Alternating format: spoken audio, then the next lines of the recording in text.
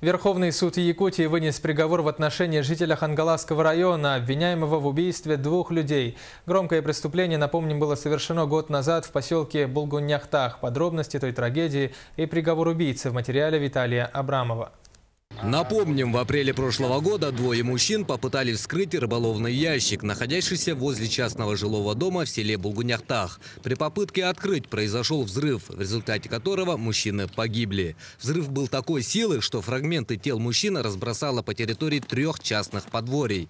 Как стало известно потом, взрыв был покушением на местного предпринимателя Евгения Ипполитова. Мне работник сказал, что какой-то ящик на улице стоит рыбацкий. Мы его и трогать-то не стали. Работали. До вечера поздно работаем, и я про этот ящик вообще забыл. Вот до взрыва. А вы сами в момент взрыва где находились? Я дома был. Я как раз одевался. Даже эта самая супруга моя с внучкой подходили, оказывается. Хорошо, внучка упала, и они домой ушли. В результате оперативной работы подозреваемый был задержан. Им оказался житель поселка Максуалло Хангаласского района. Следствием и судом установлено, что зимой 2012 года между подсудимым и индивидуальным предпринимателем произошел конфликт, возникший вследствие передела мест рыбной ловли, и мужчина затаил обиду. Избиение, попытка топления лунки. В своем гаражном боксе мужчина изготовил взрывное устройство, обладающее осколочно-фугасным действием. Согласно заключению взрывотехнической экспертизы, масса взрывчатого вещества в тротиловом эквиваленте составляет от 1,5 до 3 килограмм. В качестве детонатора что будет использовать? Воспламенитель, лампочка.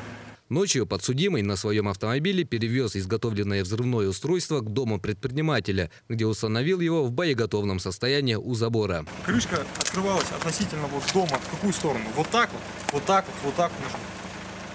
Вот так вот. Наумчика не волновало, кто откроет ящик, так как он на 100% был уверен, что жертвой станет его обидчик. А если кто-нибудь другой, ребенок бы открыл? Ну, такой труп был. Дети в такое, я так думаю, не должны пойти, а он на работу, допустим, рано выходит. А откуда вы знаете, во сколько он на работу уходит?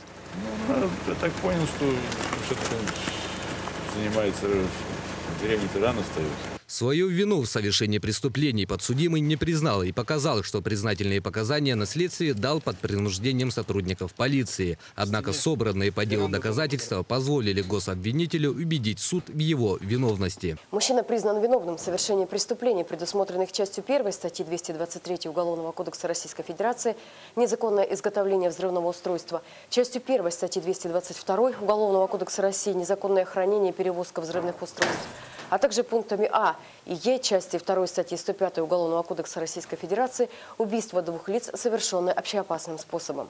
В своей речи прокурор просил суд назначить наказание в виде лишения свободы сроком на 23 года. Суд назначил наказание в виде 21 года лишения свободы со штрафом в размере 120 тысяч рублей с ограничением свободы на 2 года.